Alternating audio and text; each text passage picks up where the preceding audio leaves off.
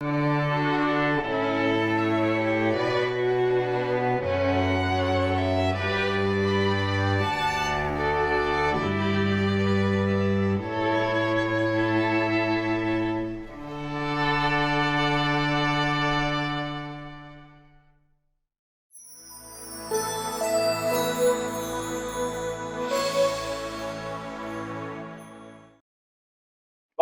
welcome back to Think Tech. I'm Jay Fidell. We're doing community matters this morning with Congressman Ed Case. We are delighted to have him on the show. Welcome, Ed. Nice to see you. Aloha, good to be back. So, as I was saying before, we live through your eyes. We see through your eyes what is going on, and to a certain extent, we see through the filter of your emotional reactions what's going on. And I wanted to get a handle on how you see and feel these events over recent weeks and the events to follow. What has been your experience watching this election process be attacked this way and undermined, along with the other things that have undermined our democracy over the past few years?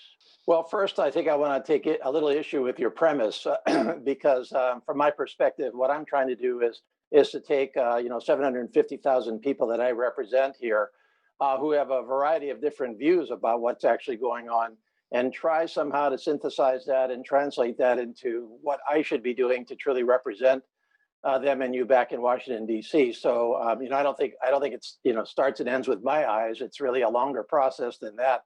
But I, of course, am the U.S. Congressman for the first congressional and one of two for Hawaii, and I live and work in Washington D.C. And so yes, my job is very much to tell people back home what I'm seeing and what I'm feeling, and to allow them to participate through me in what's actually going on in Washington, for better or worse. So to answer your question, it is of course, a very, very uncertain, very chaotic time for our country. We've had a chaotic 4 years, but when you take all of the factors of any presidential transition, especially a transition where an incumbent has been beat, which hasn't happened that often in our history, that is always a very uncertain and to some extent chaotic time.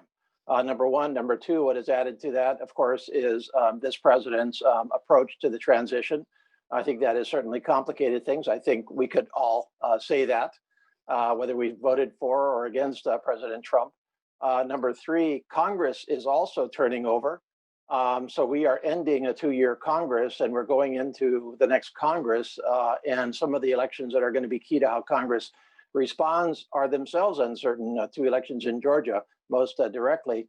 And then finally, of course, we're sitting in the middle of a pandemic and a public health and an economic crisis that is not going away. And so, perhaps in March and April, we thought, okay, fine, we can let this by the fall and then we'll have an election and then we'll all kind of be off to the races, whatever happened after the election. Well, that did not happen. And it is not happening. So you take all of those factors together. And for me, it is trying to navigate with as much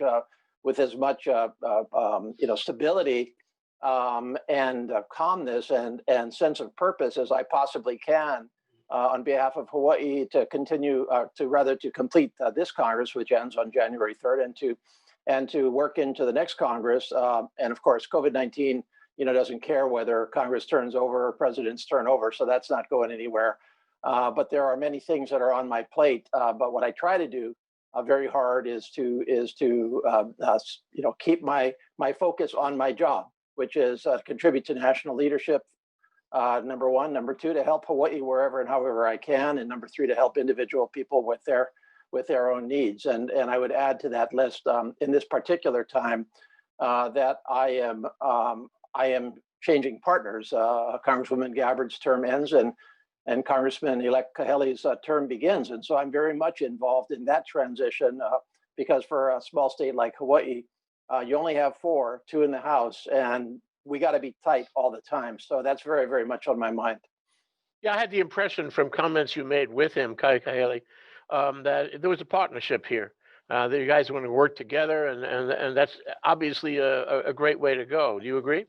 Yes, and I would also say though that I had a good partnership with Tulsi as well. I have a good, solid personal relationship with her. We agree on many issues. We certainly agree on trying to help Hawaii wherever we can. And in Hawaii, although we technically have two districts, first congressional being urban Honolulu that I represent, and the second congressional being the rest of Oahu and the state that I used to represent, that Tulsi now represents. So those are our technical districts. But I think everybody in Hawaii that follows this in any way, shape, or form, and even if you don't follow it, you really don't think about your U.S. representatives as district focused. We are really No. two at-large members of Congress, if you want to think about it that way. And so I've had a good solid 2 years with Tulsi. It's been a real privilege for me to serve with her, and we've gotten a lot done together. But I mean, the first month that I returned to Congress, she of course announced her presidential campaign, and that's where her attention was. And so I don't fault her for that. That was her right. That was her privilege. That was her choice. But it's tough to carry the entire state. You really need two full-time contributors. So I am looking forward to Congressman-elect Kahele coming in and really being full-time focused on his duties in the House. We also have a very long, personal and professional relationship, dates back almost 20 years now. We both come from the Big Island. We're both, from Hilo.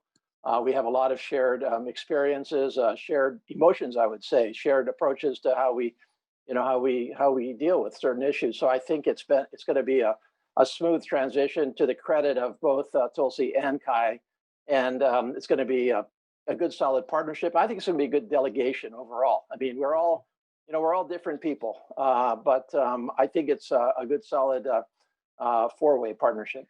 Now, so there was some issue about whether Nancy Pelosi would continue, whether the House would reorganize itself with some other leader. How do you feel about the ultimate choice, which seems to be that Nancy will continue? You've lost some seats, Republicans. I'd also like to know how you feel about whether that will change anything as far as the House actions are concerned. Well, there was really never any doubt that Speaker Pelosi was going to continue as Speaker. She was unopposed to return as Speaker, and she was voted in by acclamation. So there was not even a recorded vote. Actually, that's a caucus decision. We do have to all vote individually on the first day of Congress, but I expect that there's not going to be anything that's going to change between now and January 3rd. But that is not to say that there isn't a lot of discussion, a lot of angst, a lot of questions as to why, on balance, the House Democrats lost seats as opposed to pick them up. We were expecting to pick them up, but obviously, in those frontline swing districts across the country, the bottom line is those districts did in fact get lost. Many of my very good friends were among those. So that's an emotional time. I mean, you form friendships, and then one day you're partners with them in Congress, and the next day their voters have decided to return them home or turf them out, and you still have that friendship. But there's a couple of people in particular that I just was really far down the road with that I'm going to really miss. Mhm. I think that, and I think that decision, that question has to be asked. Why? Why did that happen? And for that matter, I think there's a larger question because we're obviously in a divided country here. And although President-elect Biden got the highest popular vote total in the history of our country, President Trump got the second highest vote total in the history of our country. Here in Hawaii, President Trump got 35% of the vote. So 1 in 3 voters have voted for President Trump, and I think I have to, as the person that represents them, even though I did vote for President-elect Biden, I still have to represent those folks. And so I think we all need to understand a little bit more what actually is going on. There's going to be some areas where you're just never going to have any agreement at all. But there's a whole middle of this country that is quite uncertain, and the state, for that matter, is quite uncertain about the direction of really either party. and has decisions to make every election. And my job is to try to understand what that is, why, and how do I embrace the folks that did vote for me and the folks that didn't. Yeah, interesting. Are you a cross the aisle kind of guy, who makes friends with Republicans and tries to collaborate with them on issues and actions? I do. I look for those opportunities. I mean, there are issues that there's really it's very hard to strike some middle ground. There are extreme, not I won't say extremes, just two ways of approaching an issue, and one way is one way, and the other way is the other way, and at some point, people are kind of locked into what they think is the right direction, and you have to just vote, and that's a straight majority vote, and that's how the system should operate. However, if the only thing you do is just line up majority votes all the time without trying to find those areas of agreement and collaboration and consensus where you actually can get something done that's more than just 51%, where you're up into the 70s, 80s, 90%, that's worth the effort. And so yes, I absolutely do look for those opportunities. I'll give you one quick example.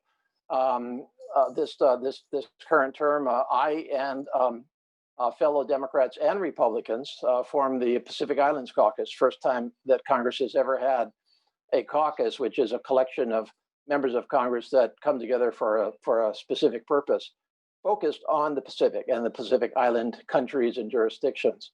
That was completely bipartisan. We introduced out of that caucus a major bill called the Boosting Long-Term U.S. Engagement in the Pacific, or the Blue Pacific Act, and that had two primary introducers on the D side and two primary introducers on the R side. So that was an area that I found common ground, and we pursued it. But there's other times that you just the same people that I'm working with on the Pacific Islands Caucus, we don't agree on every vote. Yeah, well, to me, it seems, I'm just making a guess, but if you have more Republicans, still the Democrats have the majority, but if you have more Republicans, they're less likely to be amenable to discussions because they feel they have more leverage that way. And it may be hard for you to, actually convince them to come over to, the more liberal side, if you will. And I wonder if, Um, if do you have conversations with some of them where you say, look, can't you change your mind about this? Gun control is a good thing, whatever the issue may be. Let me try to persuade you. Is that possible? It is possible, and it does happen, and I do have those conversations. I don't take somebody's position for granted just because they've said that's their position. That's part of the legislative process is understanding, why somebody feels that way and whether there's a way to solve their problem. And similarly with me, and so that is as it should be. There are some issues that are very, very tough. Uh, Either philosophically or increasingly in a very divided and polarized country. Let's say that let's say that a Republican actually does agree that we should again ban assault weapons. That's a position that I believe we should, and somewhere around 85% of the American people, including many Republicans, believe we should ban assault weapons.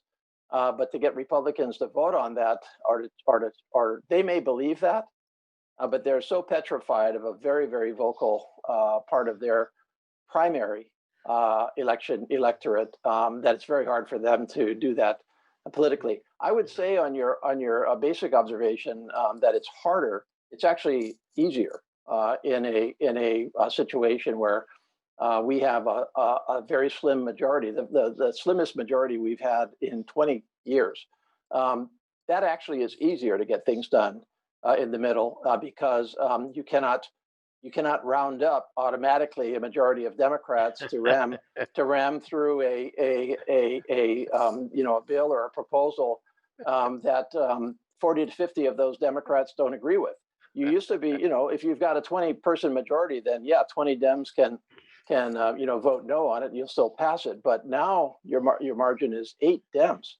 Yeah. Many of whom are in frontline districts. And I think the minority party, the Republicans in this case, would look for those opportunities, unfortunately and fortunately, both to fashion a middle ground consensus bill that could pass and to exploit those divisions. So Right. we'll see how it goes. Yeah, and then of course in 2 years' time we'll have another election, and those, the House will be in play again. But let me ask you about the Senate. The Senate is so interesting, and McConnell. I really thought McConnell, was a second quality candidate as against that woman. I think her name is Amy Thatcher, um, who was running against. She retired Marine pilot, is what, and very very presentable, very articulate, very smart, but she lost. And so McConnell is there again. The Senate is, depending on what happens in Georgia, the Senate is in control. The House had been frustrated on so many things, and it's been impossible for Congress to act on so many things because the Senate has been intransigent. I mean, how do you feel about that? It's a real problem. You can legislate all you want, but you need both houses to pass a bill. Well, what's a real problem? And this is emblematic of that problem, but that problem has existed in other combinations over the last 15, 20 years. The real problem is that one political party views participating in passage of bills that the other party is going to claim as a win, as a loss for them. And so we're in a win-lose situation.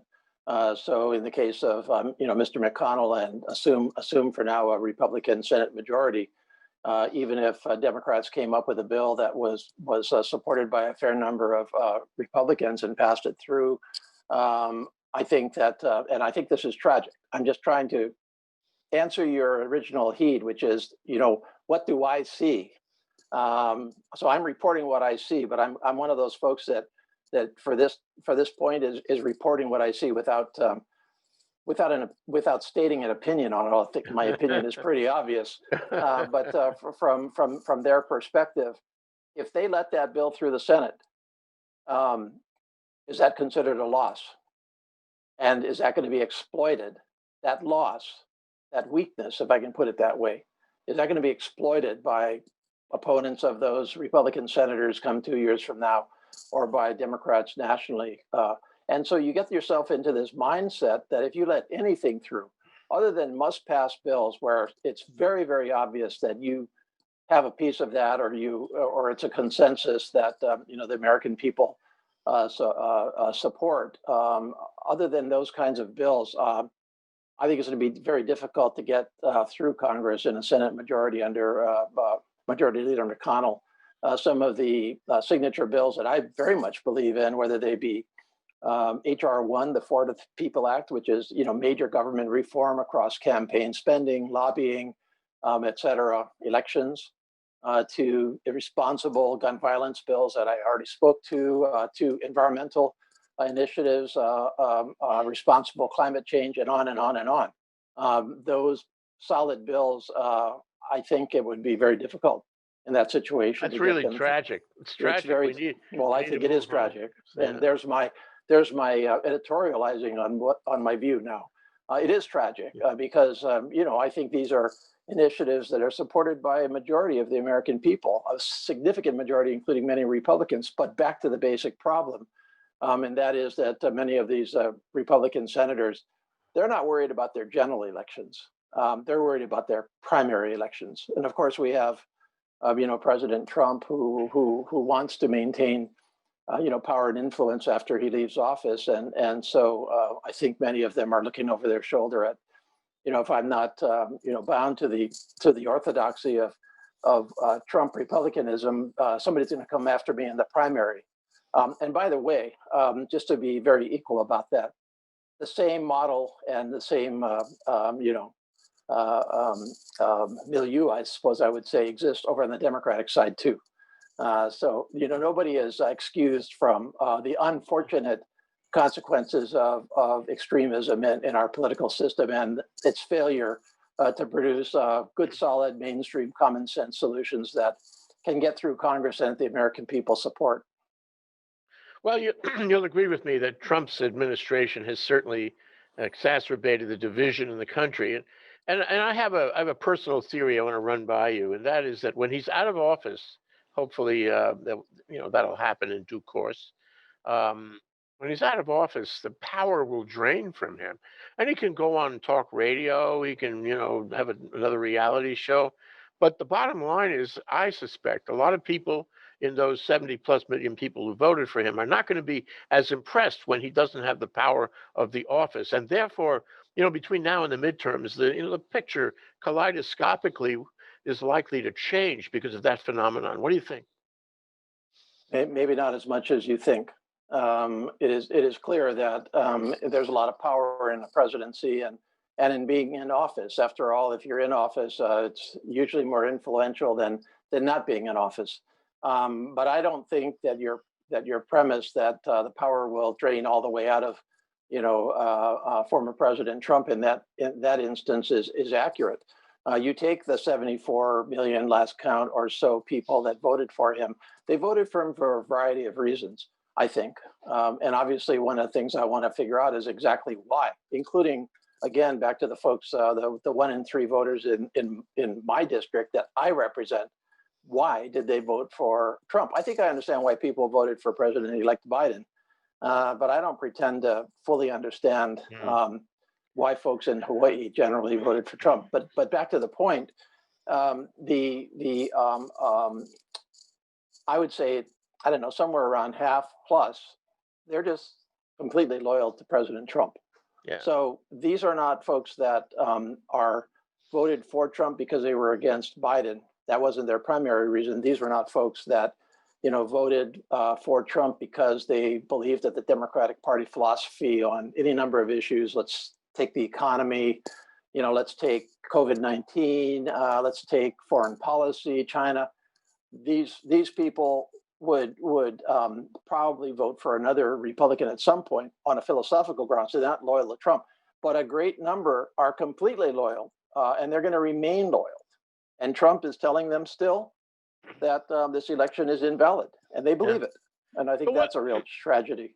What do you think about the possibility of a shutdown? We've seen references to that. There's a certain concern in the community that a shutdown, especially in the context of all the problems, economically and COVID that we have now and all the chaos that's been going on, a shutdown would just make more chaos. Is it coming? Is that going to happen? Well, it's possible. I don't think it's probable. It's certainly possible because we did not pass our appropriations bills for the current fiscal year. So we're talking about FY21, which started on October 1st. And we have to pass those bills once a year, 12 appropriations bills. I'm on the appropriations committee. We got our job done. We actually came back, the appropriations committee, in the middle of COVID-19 and spent 2-3 weeks, I think it was, just as a committee in Washington, just getting our job done. And it's been, stuck in the Senate ever since.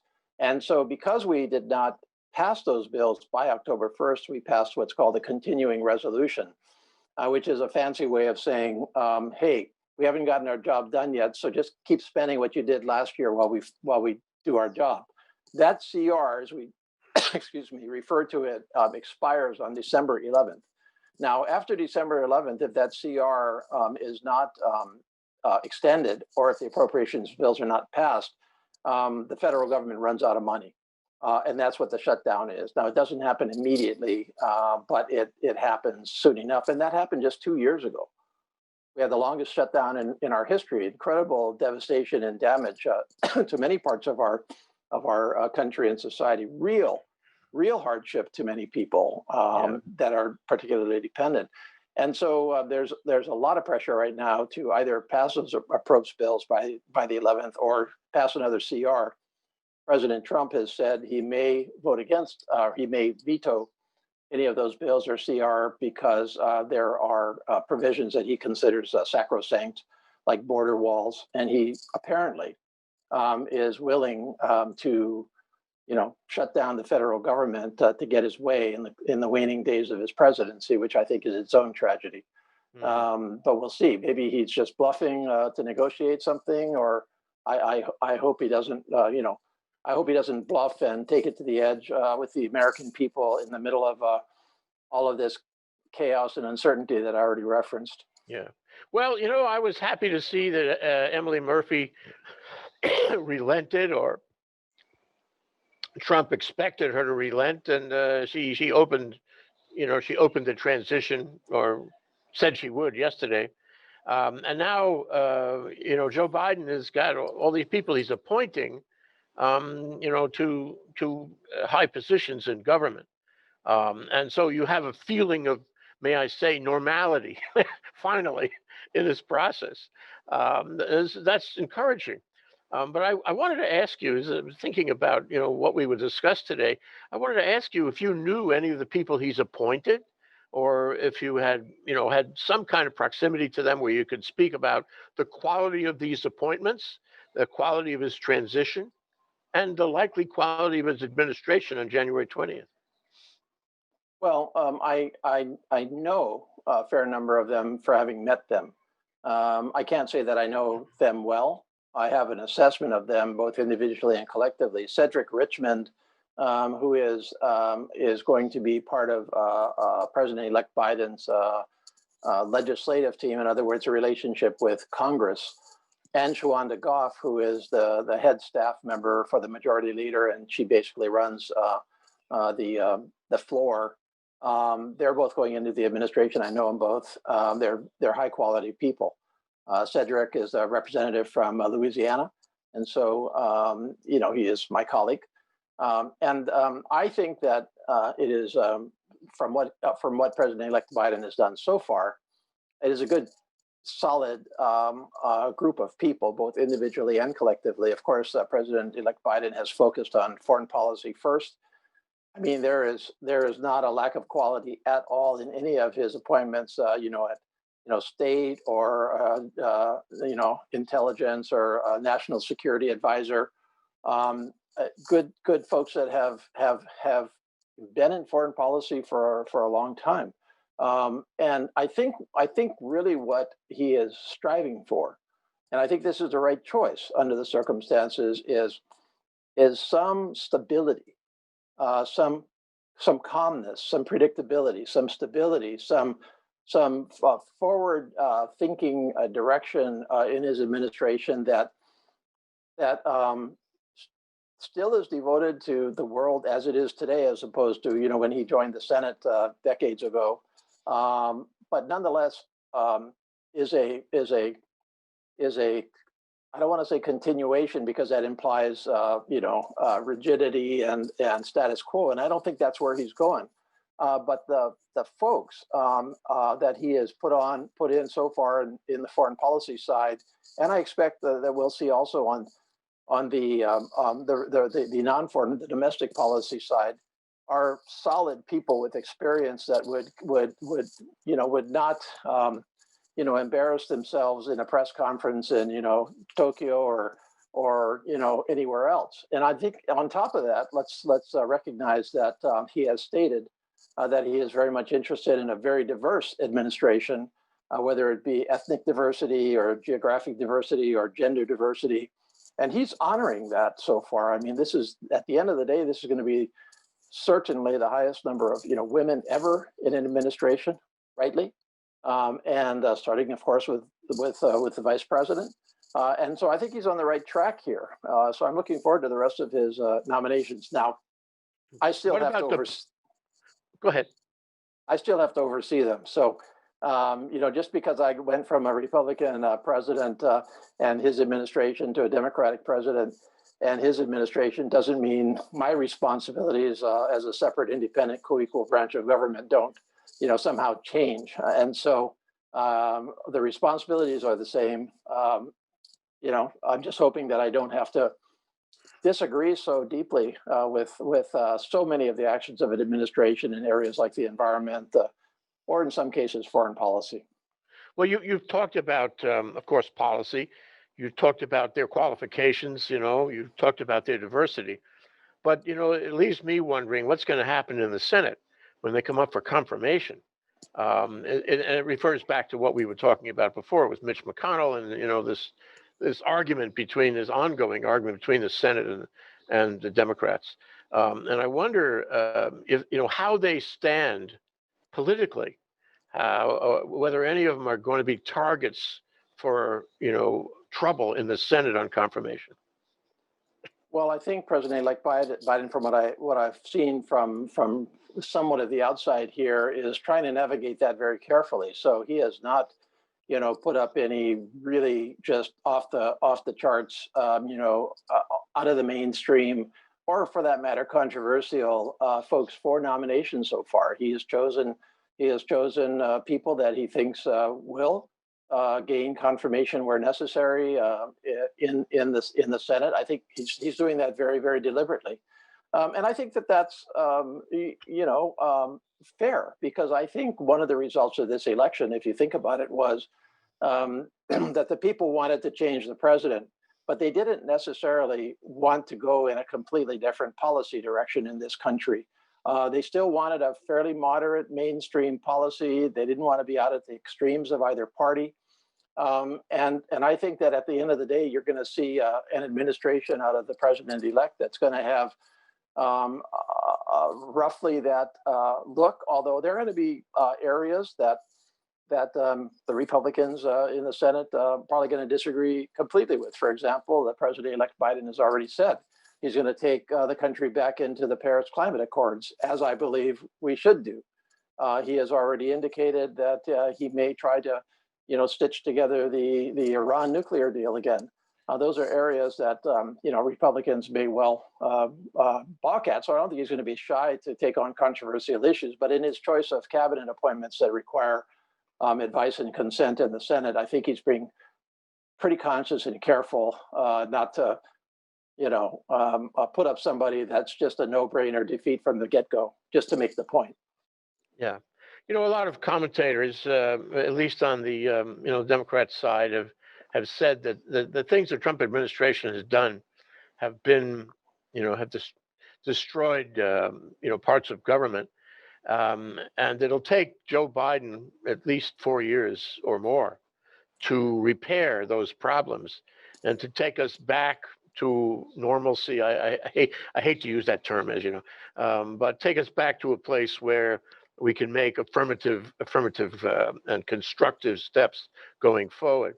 So he'll have to look back before he can actually do initiatives going forward on many issues. And I wonder how you feel about that. You may have surprises and frustrations in the House going forward that you maybe didn't fully expect. We live in a time of chaos and thus surprises. How do you feel about going into this session? How are you girding your loins to deal with those surprises?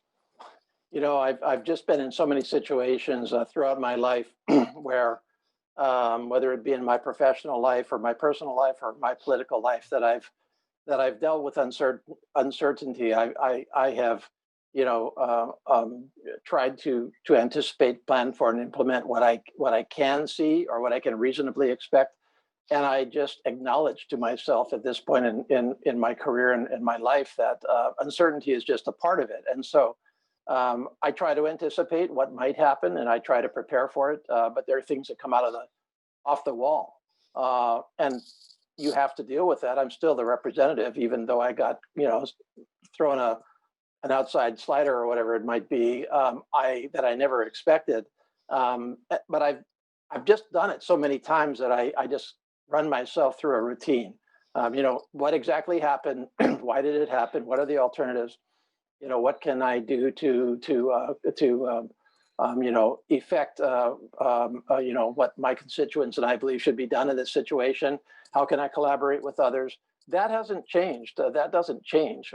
And so I guess I don't fear uncertainty. I know it's a reality of the world, and I try to control my world as much as I can, but I can't control the entire world and my world, and much less the rest of the world. And so, what can you do? I think in terms of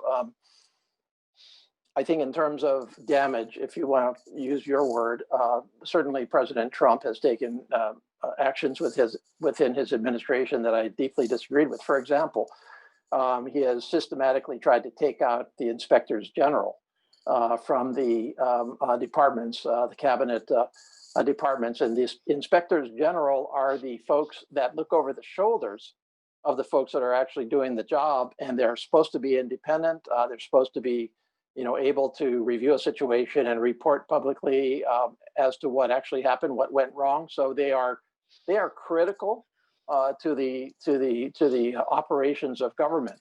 And President Trump systematically has tried to obliterate them because they have said that what he wanted to do was wrong, or what he did was wrong. Now that's a huge mistake. That's a matter of going back and reinstating them and putting them back into positions which President-elect Biden presumably will do. But other things are a little bit more long-lasting from a damage perspective.